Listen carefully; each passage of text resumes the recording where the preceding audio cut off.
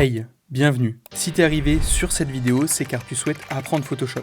Et ça tombe bien, car le but de cette vidéo, c'est de te montrer qu'il est possible d'apprendre l'intégralité du logiciel en 1 heure. Ce guide est fait sur la dernière version de Photoshop à ce jour, on va donc y voir tous les outils, options, menus, et même les derniers sortis en date comme ceux liés à l'IA ou encore les filtres neuraux. Il convient donc autant aux débutants qu'aux experts qui voudraient revoir leur base et découvrir les nouveaux outils sortis. En gros, plutôt que de te taper un tuto de 6 heures dans lequel on t'explique clic par clic à utiliser 3 outils sur les 70 que possède Photoshop, je vais t'expliquer tous les outils du logiciel en t'expliquant comment ils fonctionnent et pourquoi ils existent. La partie théorique, et ce sera à toi, après la vidéo, de prendre en main le logiciel en testant les outils.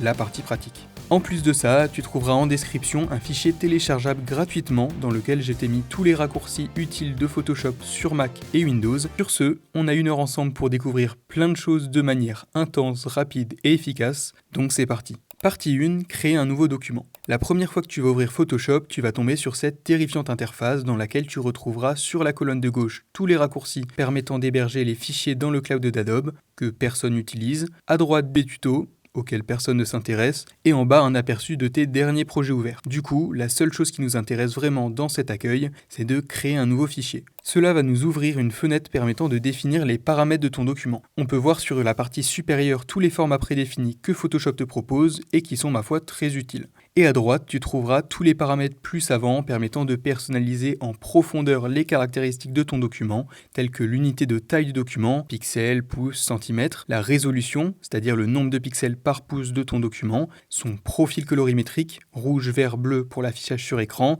ou cyan, magenta, jaune, noir si ton document sera destiné à l'impression. Et enfin, son nombre de couleurs, 8 bits, 16 bits, 32 bits. Et quand tu as paramétré tout ça, on crée notre document. Partie 2, fonctionnement de l'interface. Une fois notre fichier créé, la base pour apprendre Photoshop, c'est de comprendre le fonctionnement de son interface. Et c'est doublement utile car tous les logiciels de la suite Adobe possèdent la même. Pour comprendre son fonctionnement, il faut savoir que tous les éléments de son interface sont amovibles. En gros, il faut visualiser la fenêtre de Photoshop comme un tableau aimanté sur lequel on vient fixer plein de petits magnettes qui eux-mêmes peuvent accueillir d'autres magnettes. Photoshop t'aide d'ailleurs à visualiser ce magnétisme en éclairant le contour d'un bloc en bleu lorsque tu le déposes contre un autre bloc. Tu peux donc aller dans l'onglet Fenêtre en haut de l'interface et venir sélectionner tous les blocs dont tu as besoin en les ajoutant à ton espace de travail. Ou bien, et c'est ce que je te conseille, de te baser sur les espaces de travail prédéfinis par Adobe disponibles ici et ensuite les modifier si nécessaire. Si tu te loupes dans ton organisation, pense à l'option réinitialiser l'espace de travail, ça a déjà sauvé des vies. Partie 3. Tour de l'interface. Maintenant que l'on a compris comment est agencée notre interface, je t'invite à me suivre pour la survoler, histoire de découvrir ce qui s'y trouve. Parenthèse pour les utilisateurs de Mac ou Windows, hormis le bandeau supérieur gauche, l'interface sera exactement la même et les différences de raccourcis seront listées dans le fichier téléchargeable. Tout d'abord, tout en haut de notre interface, nous avons donc le bandeau, dans lequel se trouvent tous les menus. Il y a donc la partie Photoshop, qui contient les réglages liés au logiciel en lui-même, la partie Fichier, qui concerne l'enregistrement de ton fichier, la modification des paramètres que tu as définis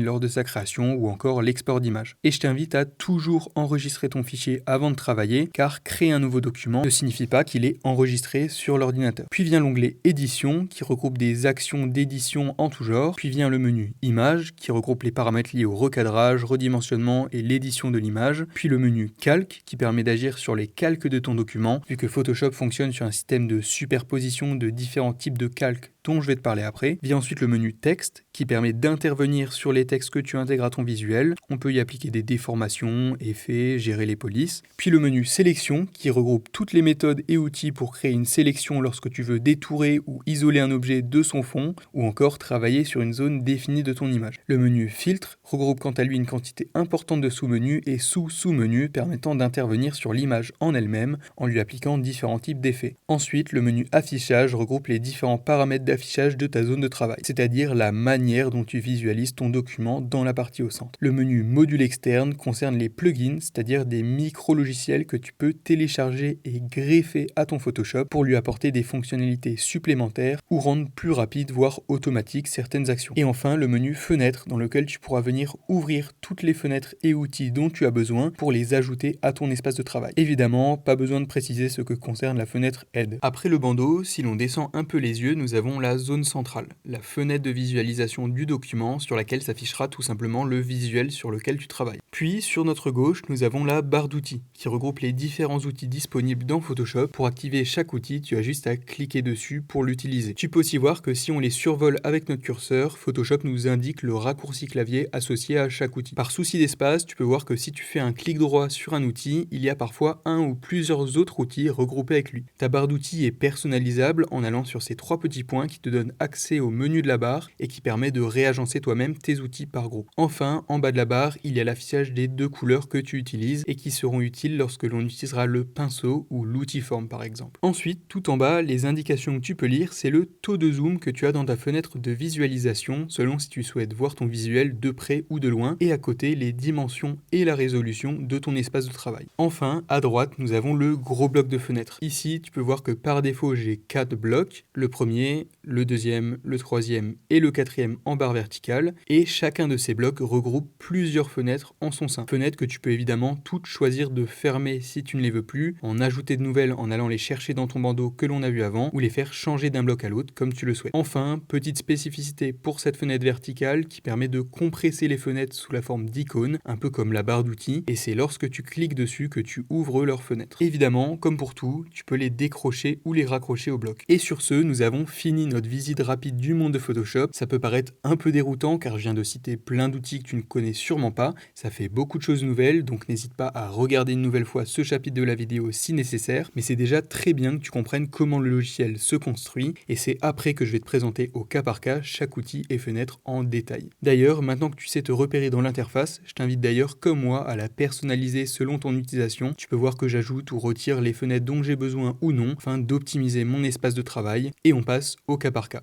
Partie 4, les calques dans Photoshop. Tout d'abord, avant même d'apprendre à utiliser tes premiers outils, il est important de savoir utiliser les calques car sans calque, la fenêtre reste vide. Pour comprendre leur fonctionnement, il faut s'imaginer plusieurs feuilles transparentes que l'on superposerait avec sur chaque feuille une image ou un tracé. L'intérêt de ce système, c'est de permettre un maximum de flexibilité dans les retouches afin de pouvoir bouger chaque feuille ou interchanger l'ordre dans lesquels elles sont superposées. C'est donc en cliquant sur ce petit plus que tu peux ajouter des calques. Celui le plus en bas de la fenêtre sera en dessous des autres et celui en haut de la fenêtre sera au-dessus. La fenêtre des calques se compose donc ainsi. En son centre, nous avons la liste des calques, puis au-dessus, nous avons les paramètres que l'on pourra attribuer au calque que l'on sélectionne. Ces pourcentages concernent le réglage de l'opacité du calque, c'est-à-dire son niveau de transparence, à quel point il laissera paraître les calques derrière lui. Puis nous avons ce petit menu déroulant qui nous permet de choisir un mode de fusion. Un mode de fusion, ça détermine la façon dont les couleurs vont se mélanger entre elles, entre les différents calques. Chaque mode de fusion possède une incidence différente sur l'image et je t'invite à jouer avec pour comprendre comment chacun fonctionne. Juste en dessous, nous avons ensuite les verrous. Ils permettent de protéger de différentes manières ton calque, ce qui permet de ne pas le détruire si jamais on se trompe de calque. Ici, quand je clique, j'ai un message d'erreur justement car le calque est verrouillé. Tu peux donc le verrouiller de manière complète ici avec le cadenas, mais il est aussi possible de le verrouiller de manière partielle avec les autres icônes. Avec cette icône, tu peux verrouiller les pixels transparents de l'image, c'est-à-dire que tu ne pourras plus dessiner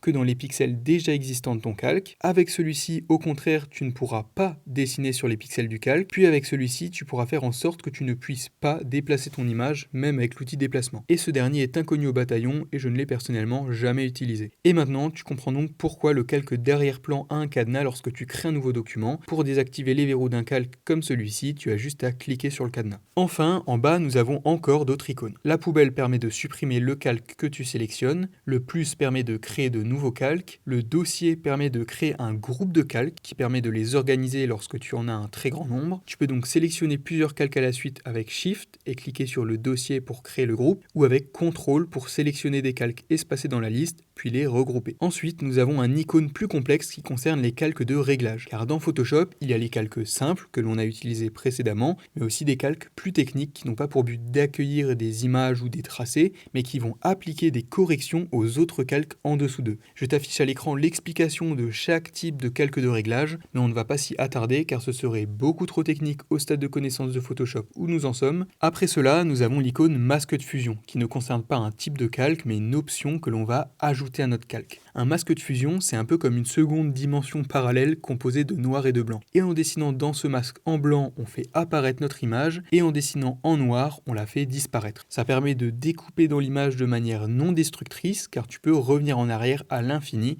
en dessinant avec l'une ou l'autre couleur. Contrairement à la gomme qui supprime de manière définitive les pixels. Puis nous avons les styles de calque qui sont les effets que tu peux ajouter séparément sur chaque calque. Tu peux soit cliquer sur un effet pour l'activer, soit double-cliquer sur un calque pour ouvrir la même fenêtre. Tu peux ensuite activer ou désactiver les différents styles, te permettre de créer des ombres portées, des lueurs externes, d'ajouter un contour, une couleur, un dégradé et plus encore. Enfin, si tu cliques sur le nom d'un calque, tu peux le renommer, ce qui permet de mieux s'y retrouver, et si tu fais un clic droit sur un calque, tu peux accéder par un chemin différent aux options que je t'ai présentées avant. Mais aussi par exemple d'attribuer une couleur à tes calques pour les organiser par catégorie. Tu peux aussi transformer un calque en masque d'écrêtage, ce qui va avoir pour conséquence d'écrêter le calque sélectionné sur le calque du dessous, c'est-à-dire qu'il sera visible uniquement dans les pixels opaques du calque du dessous. Ensuite, tu peux encore créer un objet dynamique, et ça c'est très intéressant. L'objet dynamique va te permettre de regrouper plusieurs calques, comme pour un groupe, mais en les transformant en un seul calque dynamique. L'avantage, c'est que tu peux créer un masque de fusion, contrairement à un groupe par exemple, tout en pouvant rééditer cet objet dynamique, car lorsque tu double-cliques dessus, tu pourras réouvrir son contenu.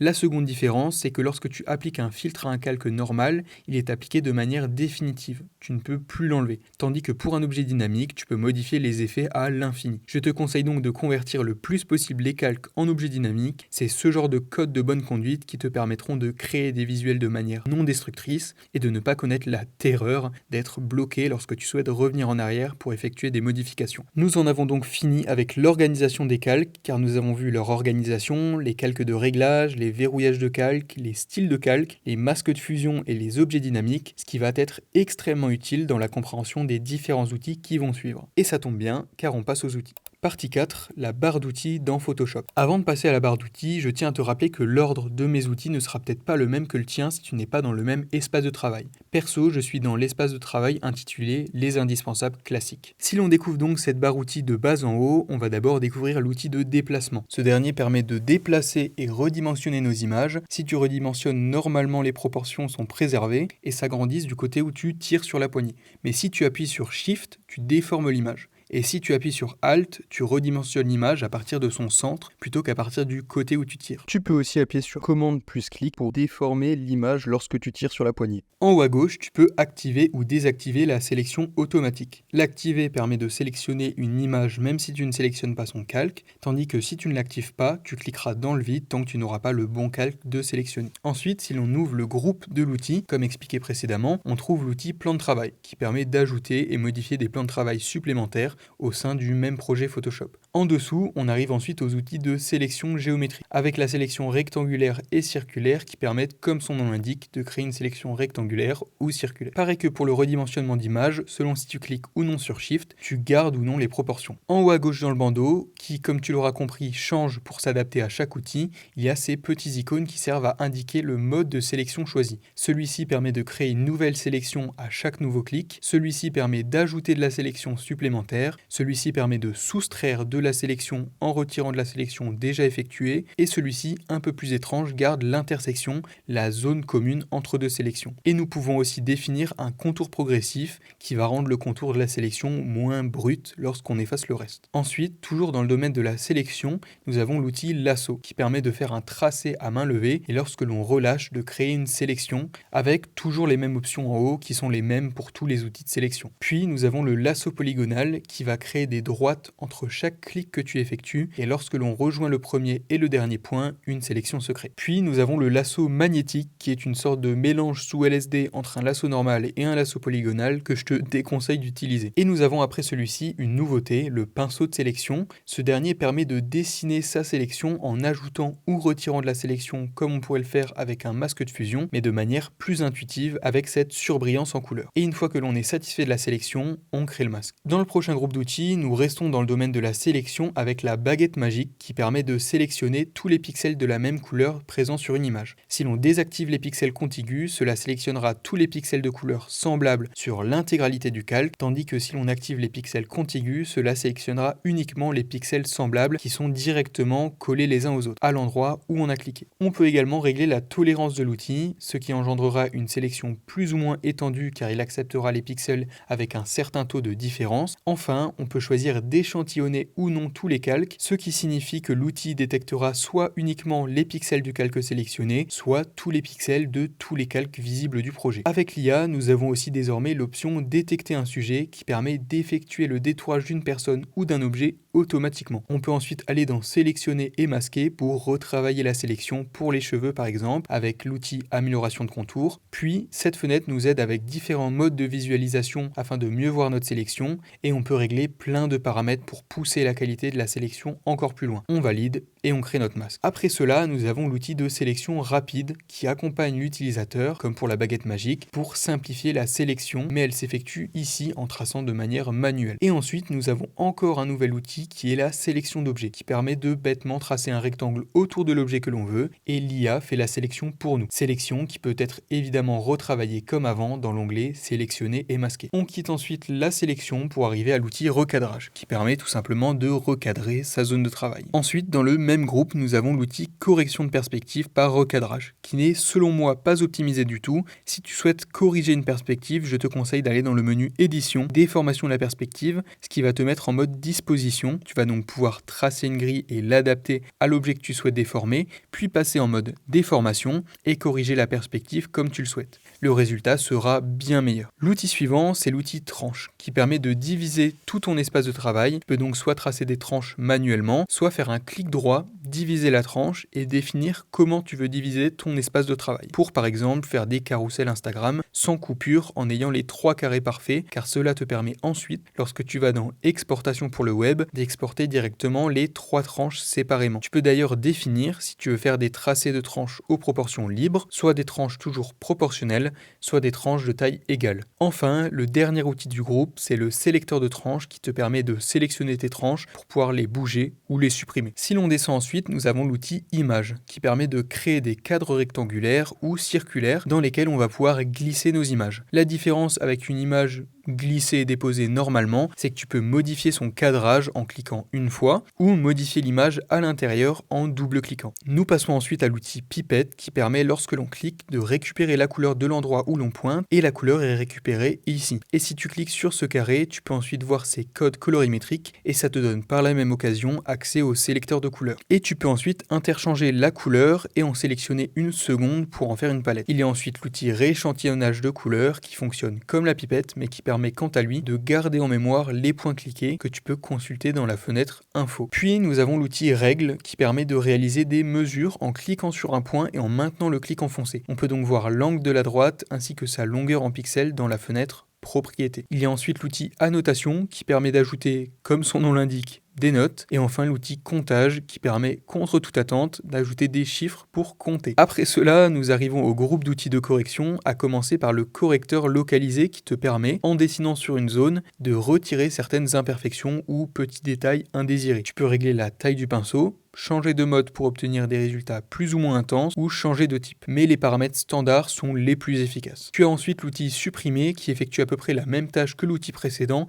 mais en étant boosté à l'IA qui donne des résultats plus performants. Ensuite, l'outil correcteur fonctionne différemment car l'on vient choisir un point repère en maintenant option plus clic et l'on vient répéter ce repère partout où l'on clique. Après cela, il y a l'outil pièce qui consiste à créer une sélection et à venir faire glisser le curseur pour la remplacer par une autre zone de l'image. Ça, c'est quand tu es en mode source, et si tu te mets en mode destination, cela déporte au contraire la zone sélectionnée à un autre endroit de l'image. Ensuite, l'outil déplacement fonctionne quasiment de la même manière, sauf que lorsque l'on déplace la zone et que l'on valide, cela supprime la zone d'origine vu qu'on l'a déplacée. Enfin, l'outil œil rouge permet de retirer les yeux rouges dus à la prise de vue avec un flash sur certaines photos. On passe ensuite aux outils de dessin, vu que Photoshop, au-delà d'être utilisé pour du photomontage ou de la retouche photo, peut aussi être utilisé comme logiciel de digital painting. Le pinceau peut donc être utilisé pour peindre, mais est aussi utilisé pour créer un masque de fusion, comme on l'a vu précédemment. Le pinceau se paramètre la plupart du temps ici, ce qui nous ouvre une fenêtre permettant de modifier la taille et la dureté de notre pinceau, mais aussi de choisir sa forme avec une bibliothèque assez vaste de formes que l'on peut créer ou télécharger soi-même. Et on peut aussi changer sa direction et son inclinaison. Tu peux également ensuite cliquer sur cette icône qui donne accès à une fenêtre de paramétrage bien plus poussée dans laquelle tu peux modifier les caractéristiques de chaque pinceau en profondeur. En retournant dans le bandeau, tu peux voir que tu peux également changer directement le mode de fusion de ton pinceau et non forcément du calque comme vu précédemment. Tu peux ensuite changer son opacité, ce qui signifie que tu ajouteras de l'opacité à chaque nouveau clic avec ton pinceau. Pour ceux ayant une tablette graphique, activer cette icône permet de faire varier l'opacité selon la pression exercée avec le stylet. Ensuite, le flux, à la différence de l'opacité, changera l'opacité du pinceau à chaque passage. La différence se trouve en fait dans le fait de cliquer pour ajouter une nouvelle couche pour le paramètre opacité et le fait de repasser pour ajouter une couche avec le flux, sans changer de clic, ce qui ne donne pas le même résultat. À côté, pareil, il y a un bouton pour faire varier le flux selon la pression du stylet. Tu peux également appliquer un lissage, ce qui permet de corriger artificiellement les courbes que tu vas tracer pour les rendre plus lisses. Je t'invite à explorer les différents modes de lissage dans la roue crantée pour voir celui qui te convient le mieux. Et en dernier, tu peux activer ce bouton pour faire varier la taille du pinceau selon la pression exercée. Et ici, tu pourras définir un axe de symétrie sur ton plan de travail pour n'avoir à faire qu'une seule fois un motif. Et tu peux le désactiver en recliquant dessus. Petit bonus pour gagner en rapidité sans aller dans les options avec CTRL plus Alt ou commande plus option, tu peux changer la dureté et la taille de ton pinceau en glissant de haut en bas ou de droite à gauche, ce qui te fait gagner beaucoup de temps quand tu dessines. Nous avons ensuite le crayon qui a assez peu de différence avec le pinceau, à la différence près qu'il possède moins d'options paramétrables et ne peut pas changer de forme. Toujours en restant dans les outils de peinture, nous avons ensuite l'outil remplacement de couleur. C'est un outil assez spécifique car il permet en dessinant de remplacer une couleur par une autre. Tu peux choisir le mode échantillonnage de fond qui va remplacer les pixels qui sont de même couleur que la couleur de fond que tu as définie, ou bien l'échantillonnage une fois qui va remplacer les pixels de la même couleur que celui du pixel de départ sur lequel tu cliques en commençant à tracer. Ou encore échantillonnage continu qui va rééchantillonner en permanence pour remplacer les pixels qui sont de la même couleur que l'endroit où tu passes. Et tu peux paramétrer sa limite, c'est-à-dire la manière dont les pixels similaires sont repérés avec continu, discontinu ou contour. Je te conseille d'essayer avec les trois pour saisir la différence. Mais c'est un outil assez destructif en termes de retouche, dans la majorité des cas donc je te le déconseille. Et enfin on finit avec le dernier outil du groupe qui est l'outil mélangeur qui, comme son nom l'indique, permet de mélanger la couleur et de fondre deux couleurs ensemble pour adoucir un dégradé. On revient ensuite à des outils de modification avec les tampons. Le tampon de duplication est en quelque sorte une version bas de gamme de l'outil pièce car il faut définir un point de repère en maintenant option ou CTRL plus clic et on vient coller le point de repère à un autre endroit, mais le résultat est bien moins bon qu'avec l'outil pièce. Et nous avons aussi le tampon de motif qui permet de tracer un motif, sans commentaire. On continue dans les outils plutôt inutiles avec le pinceau d'historique. Pour le comprendre, il faut savoir qu'il existe une fenêtre historique dans laquelle Photoshop sauvegarde temporairement les 50 dernières actions que tu as faites, qui permet de retourner en arrière dans tes sauvegardes si tu as fait une erreur. Ce pinceau permet donc de sélectionner l'une des versions antérieures et de la faire réapparaître sur une zone voulue. C'est bordélique et assez inutile, donc je te conseille juste de bien organiser ton fichier. Quant au pinceau historique artistique, c'est la même chose mais en encore pire, car il permet de faire la même chose mais avec des formes de pinceau plus fun. Encore une fois, sans commentaire. On descend ensuite pour retourner à des outils plus utiles avec l'outil gomme. La gomme est tout bonnement l'inverse du pinceau. À la différence de tracer, elle efface. Elle possède les mêmes paramètres que le pinceau et on peut également changer sa forme. La seule différence est qu'elle ne possède pas de mode de fusion mais des modes de tracé avec pinceau, crayon ou carré. Nous passons ensuite à l'outil gomme d'arrière-plan qui possède le même fonctionnement que l'outil remplacement de couleur que l'on a vu juste avant, à la différence près que plutôt que de remplacer les pixels par une autre couleur, elle les efface. Et enfin, le dernier outil gomme est celui de la gomme magique qui fonctionne comme la baguette magique car il suffit de cliquer sur un endroit pour que Photoshop interprète ton clic et supprime la zone entière qui y correspond. Encore une fois, je te déconseille personnellement d'utiliser ces outils trop gadgets que je t'ai présentés car ils poussent à une pratique destructrice du photomontage qui ne permet pas de revenir en arrière. Privilégie toujours les masques plutôt que la gomme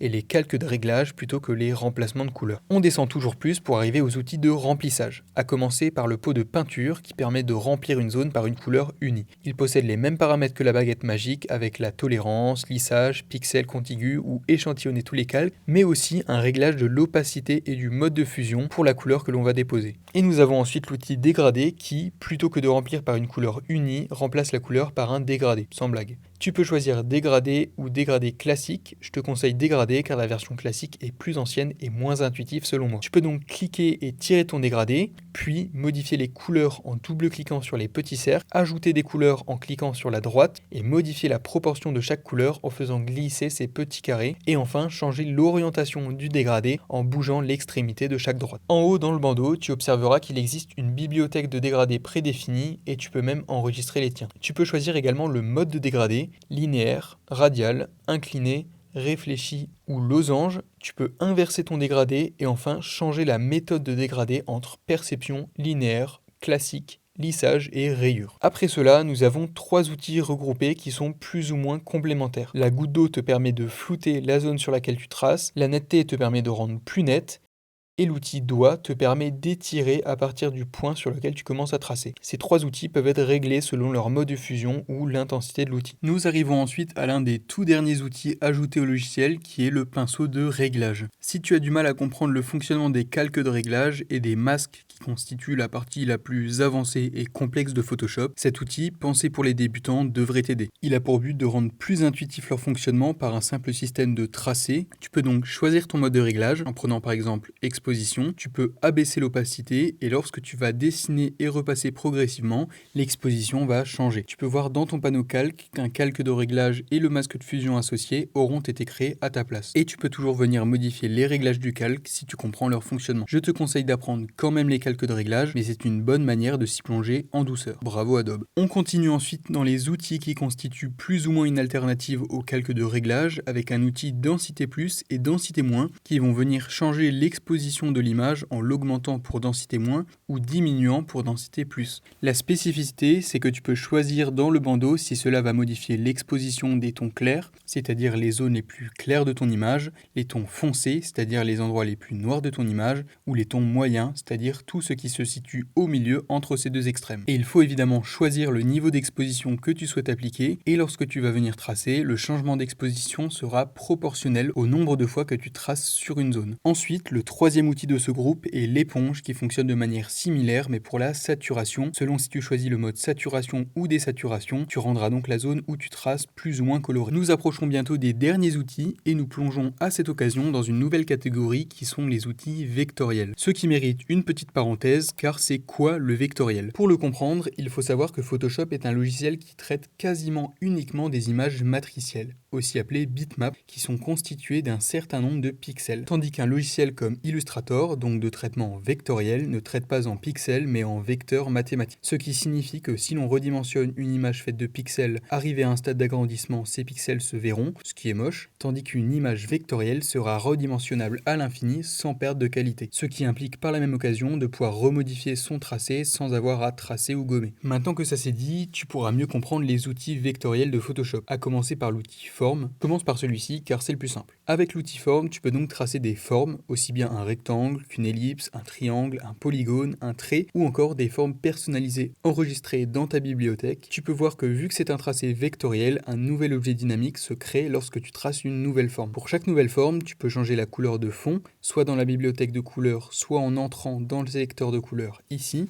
mais tu peux aussi choisir de ne pas mettre de fond du tout, ou de mettre un dégradé en fond, ou de mettre un motif. Tu peux faire de même pour le contour de la forme, tu peux ensuite régler son épaisseur, puis à côté tu peux régler la forme de ce contour, la manière dont il s'aligne avec les bords de la forme des extrémités, la forme des angles, ou pousser le paramétrage encore plus loin ici. Tu peux ensuite modifier la longueur et la largeur de ta forme, puis tu peux choisir, comme pour l'outil sélection au début du guide, si tu souhaites créer un nouveau calque, associer des formes, les soustraire, etc. à chaque fois que tu en traces une nouvelle. Tu as aussi une aide à l'alignement pour mettre une forme parfaitement au centre ou sur le côté. Tu peux aussi choisir si chaque nouvelle forme sera envoyée à l'avant ou à l'arrière de la précédente. Cette roue crantée te permet de paramétrer l'aperçu de ton tracé lorsque tu n'as pas encore défini de fond ou de contour à ta forme, afin que tu puisses la visualiser. Et cet onglet permet de définir l'arrondi des angles des formes que tu traces, même si tu peux ensuite la remodifier en tirant sur ces petits ronds qui s'affichent lorsque tu sélectionnes la forme. Enfin, tu peux voir que que tu peux choisir de tracer une forme vectorielle, un tracé ou une forme en pixels. La forme vectorielle sera donc modifiable, comme on vient de le voir, la forme en pixels non, et quant au tracé, il permet par exemple de créer des sélections, car lorsque tu vas dans la fenêtre tracé, tu peux voir le tracé que tu viens de créer, faire un clic droit et créer une sélection à partir de ce dernier. Maintenant que nous avons compris le fonctionnement des tracés vectoriels, le plus gros est fait.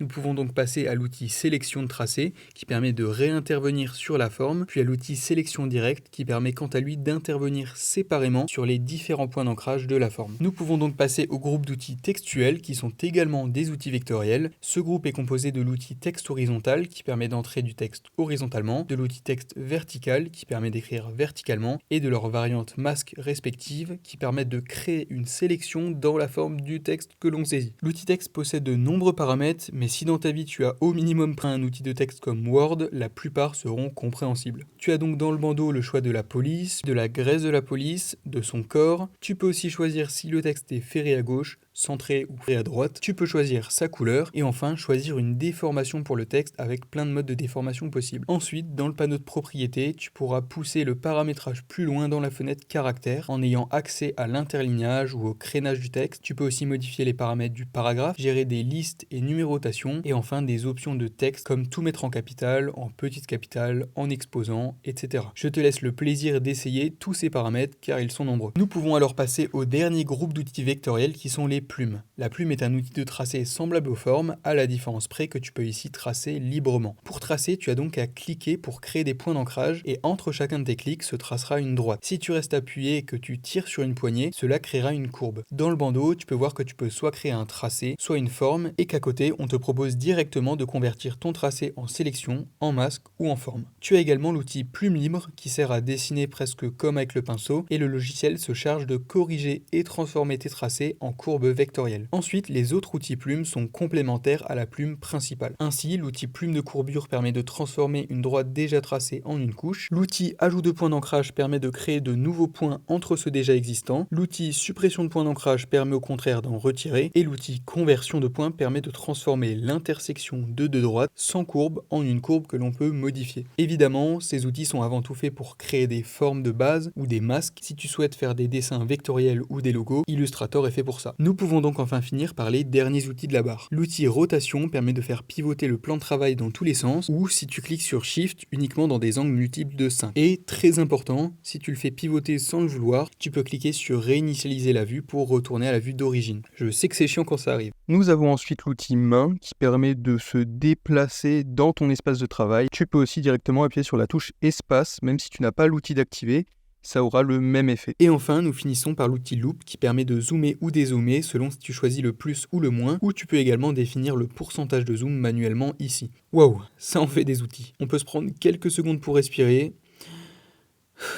Ça fait du bien. Mais tu peux te féliciter car on vient d'apprendre 70% du logiciel, car tu vas voir que la plupart des fenêtres que l'on va encore ouvrir ensuite sont souvent simplement d'autres chemins pour accéder à ces outils, ou alors des dérivés ou des paramètres de certains outils. Sur ce, on passe à la partie suivante de notre apprentissage de Photoshop, les fenêtres. Partie 5, les fenêtres dans Photoshop. Cette partie va être la plus bordélique, car les fenêtres sont un peu partout, mais si tu as bien regardé le chapitre survol du logiciel, tu n'auras aucun mal à t'y retrouver, je te rassure. Des fenêtres, il y en a donc là, là ou là. En fait, les fenêtres constituent toute l'interface de Photoshop comme on l'a vu au début, et pour trouver la liste complète de ces dernières, c'est ici qu'on va se rendre. À partir de là, je vais donc cliquer déposer dans mon espace de travail chaque fenêtre une par une pour voir à quoi elles servent. Nous avons donc tout d'abord dans l'ordre alphabétique la fenêtre Actions. Les actions, ce sont des programmes dans lesquels sont préenregistrées une série d'actions que tu aurais pu faire manuellement, mais qui sont automatisées afin de gagner du temps. Cela permet d'obtenir certains effets qui nécessitent de superposer et paramétrer des dizaines de filtres à la suite. La fenêtre suivante est celle des annotations. Elle permet de lire les notes que tu as laissées avec l'outil en question. Après cela, nous avons la fenêtre bibliothèque. Cette dernière a pour but de garder en sauvegarde directement dans Photoshop des listes de palettes de couleurs, de polices d'écriture, de formes, de pinceaux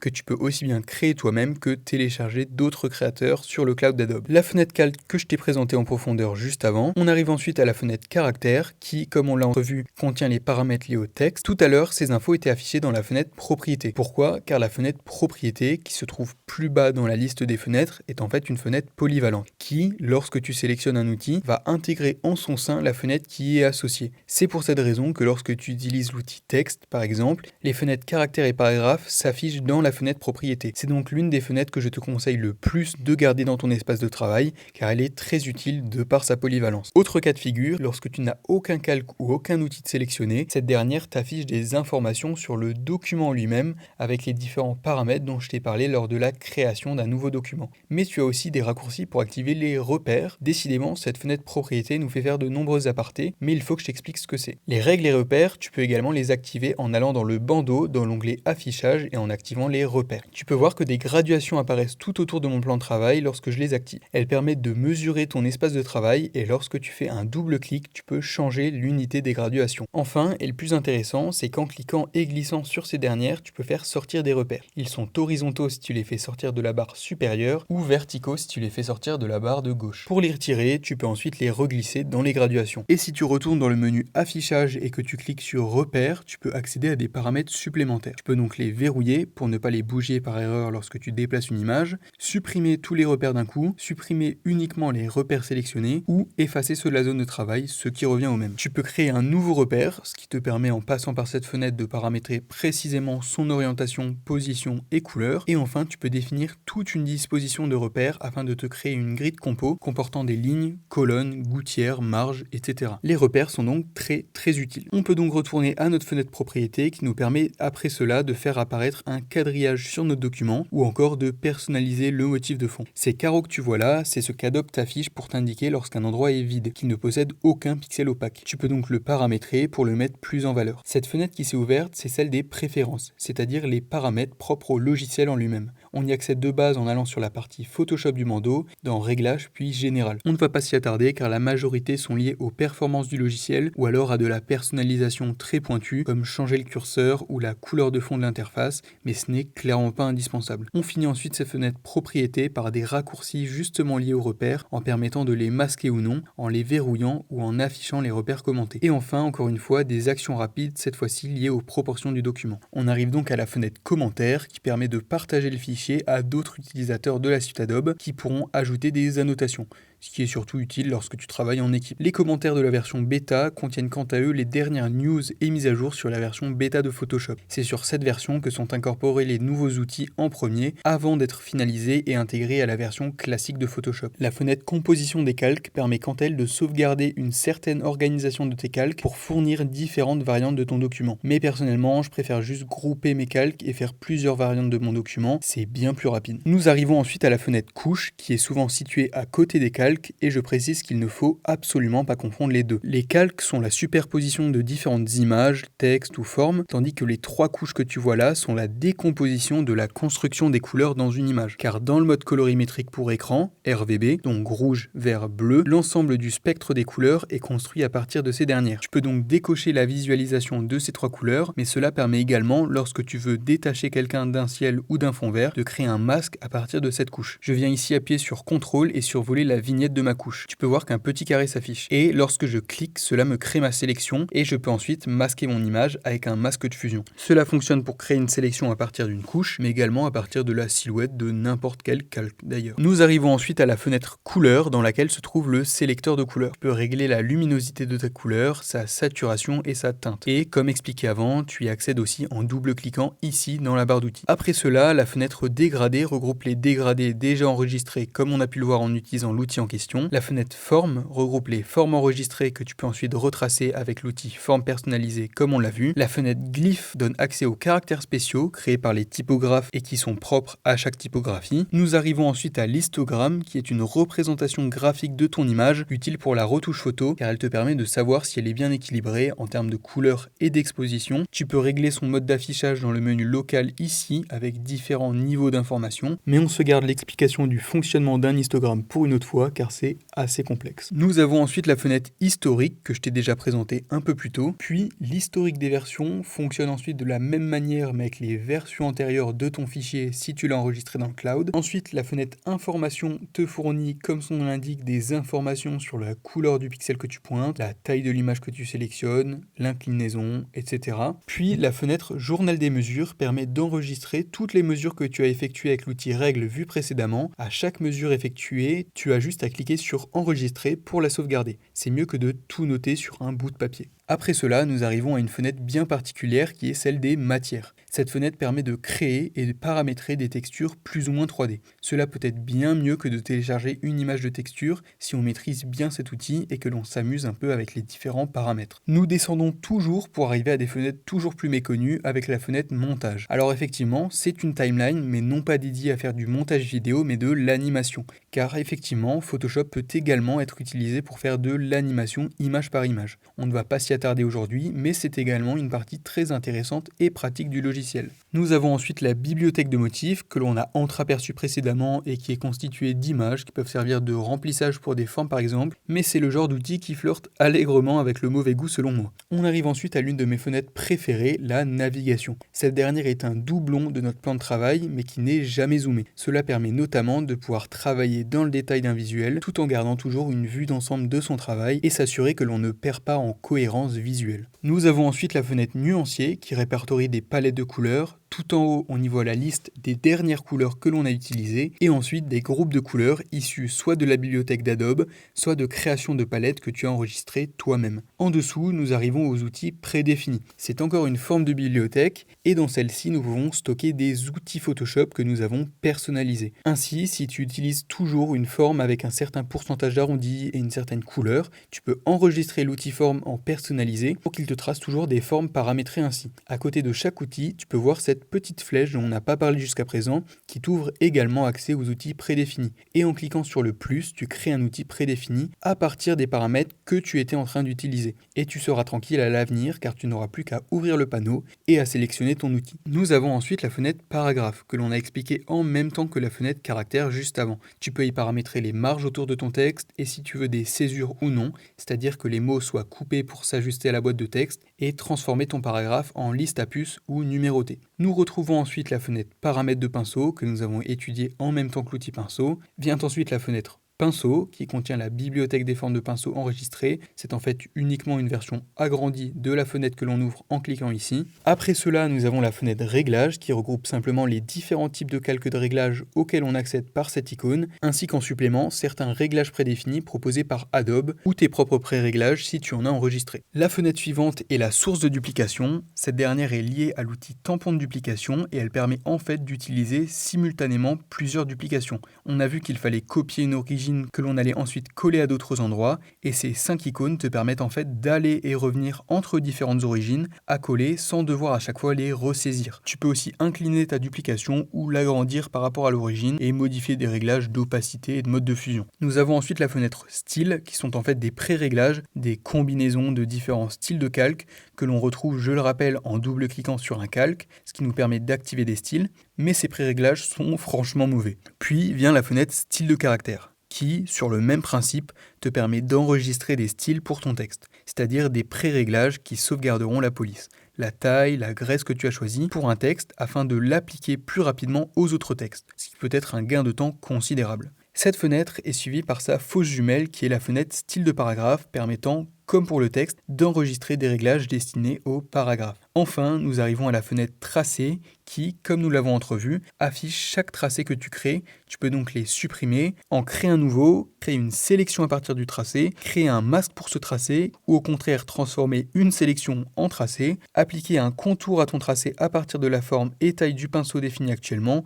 ou mettre un fond au tracé à partir de la couleur principale sélectionnée actuellement. Les fenêtres suivantes sont des fenêtres particulières car elles constituent la structure même de l'espace de travail. La fenêtre cadre constitue tout simplement le fond de Photoshop. Si tu la décoches, tu verras les autres applications en arrière-plan. La fenêtre option désigne le bandeau dans la partie supérieure. La fenêtre outils désigne la barre d'outils, la barre de tâches contextuelle est la petite barre ajoutée depuis l'arrivée de l'IA qui est là pour accompagner nos actions ou faire de la génération comme on va le voir ensuite. Et cet onglet que tu ne peux pas décocher, c'est tout simplement ton document. Et bravo, je pense que l'on peut dire que l'on a validé un sacré chapitre de ce guide car nous avons compris quelle était l'utilité de chaque fenêtre. Beau boulot. À présent, il me reste à te parler de l'utilisation de la barre contextuelle et de l'IA, et nous finirons par un dernier gros morceau, les menus déroulants présents dans la barre supérieure, qui cachent encore de très belles surprises. Partie 6, barre de tâches contextuelle et menu déroulant. La barre de tâches contextuelle est l'un des derniers ajouts de Photoshop intégrés lors de l'ajout de l'IA. Elle fonctionne un peu comme la fenêtre propriété, car c'est une fenêtre polyvalente qui affiche des infos différentes selon l'outil que tu utilises. Mais la grosse différence, c'est que c'est une fenêtre mouvante qui vient apparaître et disparaître pour se positionner près de ta souris. Si la position de cette dernière te dérange, tu peux cliquer sur les 3 petits points et décider de masquer, de réinitialiser sa position ou de figer sa position pour qu'elle ne passe pas par-dessus ton plan de travail. Si je sélectionne du texte, elle me propose donc des options telles que la police, la taille. Si je sélectionne une image, elle me propose de sélectionner un sujet ou de supprimer l'arrière-plan. Et si je fais une sélection, elle me propose un remplissage génératif. Si je clique sur cette case, j'accède à un espace pour écrire un prompt, c'est-à-dire d'écrire ce que je souhaite générer. Et l'IA d'Adobe va générer l'image que je demande dans la zone de ma sélection. Je peux également y intégrer une image de référence pour préciser ma génération. À l'heure où je te parle, cette fonctionnalité est encore à ses débuts, mais elle s'avère très pratique pour notamment prolonger une image ou retirer des détails indésirés. Je ne vais pas présenter chaque icône de la barre contextuelle car à présent on les connaît, mais si jamais tu oublies ce que désigne un icône, n'oublie pas qu'il te suffit de le survoler pendant quelques secondes pour que Photoshop t'indique son intitulé. À présent que cette nouveauté est présentée, nous pouvons passer à l'exploration des menus déroulants. Cette partie va être en réalité assez rapide car elle contient en majorité des chemins d'accès vers des outils que nous avons déjà utilisés. C'est uniquement une autre façon d'y accéder. Toutes les cases que je ne citerai pas concernent donc des outils ou fenêtres que nous avons déjà vus, mais tu vas voir qu'il reste encore quelque chose de sympa à découvrir. On va procéder de gauche à droite, à commencer par l'onglet Photoshop, qui ne contient que des crédits ou des infos. Le seul onglet qui peut te servir dans de rares cas est celui des réglages que je t'ai présenté avant. Ensuite, dans le menu fichier, tu auras accès à la création de nouveaux fichiers. Tu peux aussi ouvrir un autre fichier en même temps et tu pourras ensuite passer de l'un à l'autre en cliquant sur leurs cases respectives. Tu peux accéder à Bridge, une autre appli d'Adobe aidant à la gestion des fichiers. Tu peux ouvrir un fichier Photoshop en tant qu'objet dynamique pour l'intégrer à ton document, accéder à la liste de tes derniers projets ouverts. Tu peux fermer ce projet ou fermer tous les projets ouverts actuellement. Tu peux partager ton doc à d'autres personnes avec ces deux onglets.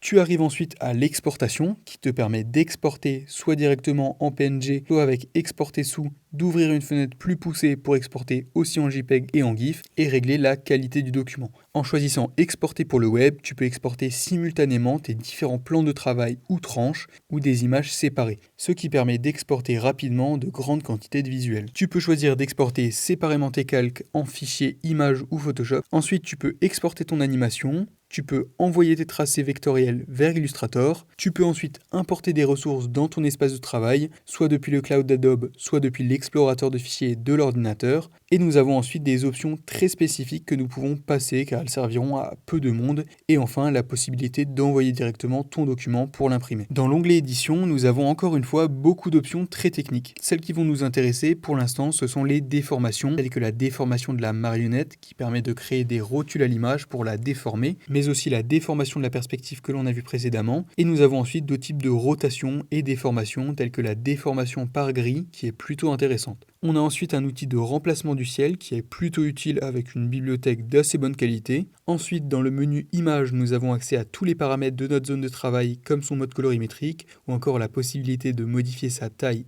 et sa résolution. Dans calque, ce ne sont que des options que nous avons déjà vues. On peut y créer de nouveaux calques, masques de fusion, objets dynamiques, etc. Pareil pour le texte, que des options que nous avons déjà vues. Nous avons ensuite le menu relatif aux sélections. Nous avons vu la majorité des manières de sélectionner, mais il y en a deux qui se trouvent uniquement ici. Il y a la plage de couleurs qui permet de cibler une couleur, les zones claires, sombres ou moyennes de notre image, la peau de notre sujet, en pouvant à chaque fois affiner la tolérance et les paramètres de notre sélection. Ensuite, la zone de mise au point permet de sélectionner, dans une photo avec du flou d'arrière-plan, la zone nette de notre image ou inversement. Le reste, nous l'avons vu et l'on peut passer au menu déroulant le plus intéressant et complet qui est celui des filtres. Tu peux voir que le menu filtre est séparé par des petites lignes définissant des onglets, comme pour les autres menus d'ailleurs, mais je le précise car là, ça nous permettra de mieux nous repérer. Le premier onglet du menu filtre t'indiquera toujours les derniers filtres que tu as utilisés pour pouvoir le réappliquer rapidement. C'est pour cette raison qu'il ne sera jamais pareil. Ensuite, convertir pour filtre dynamique permet simplement de convertir un calque pixelisé en objet dynamique. Puis nous arrivons à l'onglet Filtres neuraux, l'une des dernières nouveautés qui contient des filtres très poussés boostés à l'IA, qui mélangent filtres, réglages et génération par IA, et qui permettent notamment d'embellir la peau, changer d'expression faciale, maquiller, changer un paysage, harmoniser les couleurs de deux images, bref, ce sont des outils très puissants qui permettent de gagner beaucoup de temps. Nous avons ensuite les filtres paramétriques qui sont un peu l'ancêtre des filtres neuraux, sans l'IA et donc de bien moins bonne qualité. Nous avons ensuite la galerie des filtres qui nous donne accès à une bibliothèque de filtres. Ils sont chacun paramétrables ici à droite et tu peux superposer plusieurs filtres en les ajoutant comme des calques. Tu peux voir que l'intérêt de convertir en objet dynamique, c'est que je peux désactiver ces filtres ensuite si jamais je n'en veux plus. Nous avons ensuite le filtre grand angle adaptatif qui permet de simuler la déformation de l'image due à l'utilisation de telle ou telle focale d'objectif. On arrive ensuite au filtre Camera Raw, l'outil le plus puissant et complet de ce menu. Le filtre Camera Raw est en quelque sorte une version compacte du logiciel Lightroom d'Adobe destiné à la retouche photo. Il permet donc de faire de l'étalonnage, c'est-à-dire retoucher l'exposition, la teinte, la netteté de ses photos. Chaque section que tu observes possède ses propres outils. Je me permets de faire une grosse parenthèse plus détaillée sur cette fenêtre car tu vas vite découvrir à quel point elle est utile. En premier, nous avons donc la section lumière dans laquelle on va tout d'abord pouvoir changer l'exposition de notre image. Pour chaque paramètre, en tirant vers la droite, on augmente la valeur et vers la gauche, on la diminue. On a ensuite le contraste qui régule l'écart entre les tons les plus clairs et les plus sombres de notre image. Puis nous pouvons régler séparément les tons clairs puis les tons foncés ainsi que les extrêmes de l'image avec les blancs et les noirs. On peut donc fermer cette section et passer à la suivante qui est la section couleurs. Dans celle-ci, on va pouvoir régler les couleurs de notre image dans sa globalité. On peut donc régler la température de notre image et donc lui donner des tons plus chauds ou plus froids. Puis nous pouvons changer sa teinte, c'est-à-dire faire tendre chaque couleur vers sa couleur voisine sur la roue chromatique, aussi bien vers la gauche que vers la droite. Nous avons ensuite les paramètres vibrance et saturation, qui sont deux paramètres ayant pour fonction de booster les couleurs de l'image. La différence, c'est que la saturation boostera tous les pixels sans discernement, ce qui peut vite dégrader l'image, tandis que la vibrance boostera uniquement les pixels fades et ternes, mais les deux doivent être utilisés avec modération. Ensuite, nous avons la section des effets. Nous pouvons tout d'abord accentuer ou atténuer les textures de l'image. La clarté donnera aussi un rendu plus texturé, mais en modifiant également la luminance et la saturation de l'image. Ensuite, la correction du voile sert à effacer l'effet de voile que l'on peut avoir lorsqu'une photo est prise avec le soleil tapant dans l'objectif. Cela permet de récupérer le relief de l'image. L'effet vignette, quant à lui, permet d'ajouter un vignettage clair ou sombre sur les bords de l'image. Et enfin, nous pouvons ajouter un effet de grain plus ou moins intense. Nous pouvons donc passer à la section suivante qui est celle des courbes. Les courbes sont assez complexes, mais cette dernière est plus intuitive que celle des calques de réglage car tu peux directement voir l'incidence de la torsion de la courbe sur les différents tons de l'image. On peut donc régler les tons clairs, moyens, sombres, puis nous avons une courbe similaire mais sans ces indications en dessous, ainsi qu'une courbe par différentes couches en cliquant sur rouge, vert ou bleu. Ce petit icône permet également de cibler des zones précises de l'image pour les modifier. Nous arrivons ensuite au mélangeur de couches qui permet d'intervenir sur chaque couleur de l'image séparément. Pour chaque couleur, on peut donc modifier sa teinte, mais aussi sa saturation ou sa luminance. Tu peux aussi aller dans couleur du point et masquer une couleur précise de l'image avec la pipette pour la modifier. La variable gamme permet de régler la tolérance de ce masque. Après cela, nous arrivons dans la section Color Grading qui permet encore une fois de régler la luminance des tons clairs, moyens et foncés de l'image, mais aussi de leur donner une certaine teinte, pour par exemple avoir une lumière plus chaleureuse. On peut afficher les trois roues en même temps, ou les afficher séparément, ou encore afficher la roue de l'image globale. Ensuite, dans la section détail, nous pouvons régler la netteté de notre image. Puis nous pouvons réduire le bruit dans notre image. Le bruit est souvent issu d'une prise de photo avec un éclairage trop faible par exemple. Et nous pouvons aussi réduire le bruit de la couleur. Là, c'est un peu plus compliqué à comprendre car moins visible à l'œil, mais cela règle la différence de couleur entre les milliers de pixels qui composent la couleur à l'image. Faut penser un peu à un tableau impressionniste pour comprendre l'idée. Nous arrivons ensuite à la section optique qui regroupe les effets reproduisant les caractéristiques propres à certains objectifs photo. Nous pouvons donc régler la déformation de l'image en simulant une certaine focale ou rajouter encore une fois du vignettage. Puis nous approchons de la fin avec le flou d'objet qui a été rajouté récemment car c'est un outil fonctionnant avec l'IA. Il va en fait charger pour détecter les différents plans de l'image et générer une carte de profondeur que l'on peut visualiser en cliquant ici. Son avantage, c'est que ça permet d'avoir un flou bien plus réaliste qu'avec les autres effets flous de Photoshop. On peut donc régler la quantité de bokeh, l'autre nom technique de ce qu'on appelle le flou, mais aussi choisir son type de bokeh qui change selon l'objectif photo utilisé. On peut améliorer ou non le bokeh, et le plus important, c'est qu'on peut ensuite changer la zone de mise au point, et là personnellement je trouve ça juste bluffant, et l'on peut même régler l'étendue de la plage de netteté, c'est complètement fou. Et tu peux choisir de faire automatiquement la mise au point sur le sujet, ou de la faire manuellement. Et enfin, tu peux aussi décider de tracer toi-même, comme avec un pinceau, les zones de netteté ou de flou pour affiner tout ça si jamais l'IA s'est trompée dans sa sélection. Nous pouvons donc refermer ce fabuleux outil pour arriver à la dernière section qui est l'étalonnage, dans laquelle tu peux ici régler la teinte des couleurs primaires de ton image. Je le rappelle, les couleurs primaires, ce sont les couleurs à partir desquelles sont créées toutes les autres couleurs de notre document. Et vu que notre fichier est en RVB, c'est donc rouge, vert et bleu. Enfin, nous n'avons pas vraiment fini car nous étions uniquement dans le menu Réglages. Il y a ensuite le menu Géométrie qui permet de modifier la perspective de l'image. Puis nous avons le menu Supprimer qui possède les outils de retouche que nous avons déjà vus, mais ici agrémenté de l'IA. Il y a ensuite le menu Masque qui permet de masquer les différentes zones de l'image de manière très précise pour ensuite appliquer des modifications du caméra raw séparément sur les différents masques. Puis nous avons le menu œil rouge qui fonctionne comme l'outil que nous avons vu du même nom. Et enfin, nous finissons par une bibliothèque de réglages prédéfinis classée par style, thème, etc. On peut donc fermer le caméra raw et nous avons ensuite l'outil correction de l'objectif, qui est en quelque sorte le contraire de l'outil grand angle car il a pour but de corriger une déformation de l'image due à l'utilisation de certains objectifs. On y retrouve une liste extrêmement complète de marques, d'appareils et d'objectifs permettant une correction très précise, mais également, si l'on va dans l'onglet personnaliser, de déformer manuellement son image. Après cela, nous avons également un outil très puissant qui est l'outil fluidité. Comme pour les outils précédents, il nous ouvre un espace de travail à part entière. Son but est d'appliquer de manière manuelle des déformations à l'image en tirant pour étirer la matière, en grossissant, en déformant, ainsi que plein d'autres options que tu peux essayer dans la barre d'outils à gauche. Tu peux régler la taille du pinceau, sa pression et sa densité. Photoshop détecte également les différents visages, ce qui te permet de corriger la taille des yeux, du nez, de la bouche et la forme du visage. Tu peux créer un masque pour verrouiller certaines zones afin qu'elles ne soient pas déformées.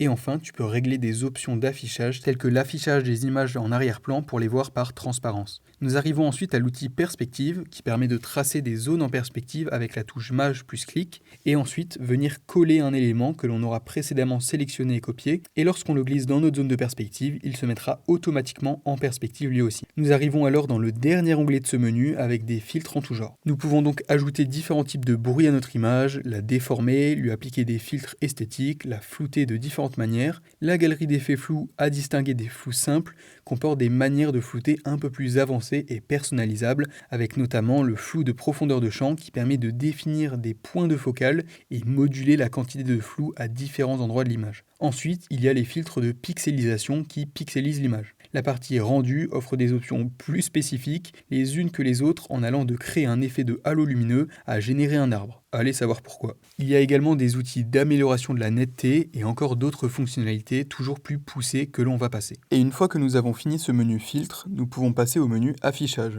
Comme son nom l'indique, ce dernier regroupe les différents paramètres liés à l'affichage de ton document. Nous avons donc tout d'abord les formats d'épreuve qui permettent de visualiser le rendu de ton document s'il était imprimé, donc en CMJN, mais aussi selon ses différentes couches, cyan, magenta, jaune, noir, ou alors en affichage web, ou même encore selon les types de daltonisme. Ensuite, si tu décoches la case format d'épreuve, cela te désactivera la vue de cette prévisualisation. Nous avons ensuite les différents types de zoom dans l'image, mais ce qui est surtout intéressant, c'est de sélectionner taille réelle, ce qui permet de voir la taille exacte de ton document s'il était imprimé. On peut visualiser le document en symétrie, ce qui est utile quand tu dessines, ou bien même visualiser le doc en motif, pour s'assurer justement que lorsque tu crées un motif, ce dernier fonctionne. Et enfin, nous avons tous les extras avec les repères étranges vus précédemment. Nous avons ensuite le menu module externe qui, comme je l'ai introduit en début de guide, te permet d'importer des extensions à Photoshop. Cela peut aller d'icônes à des palettes de couleurs en passant par des stocks photos. En revanche, tous ceux affichés ici ne sont pas forcément compatibles avec Photoshop.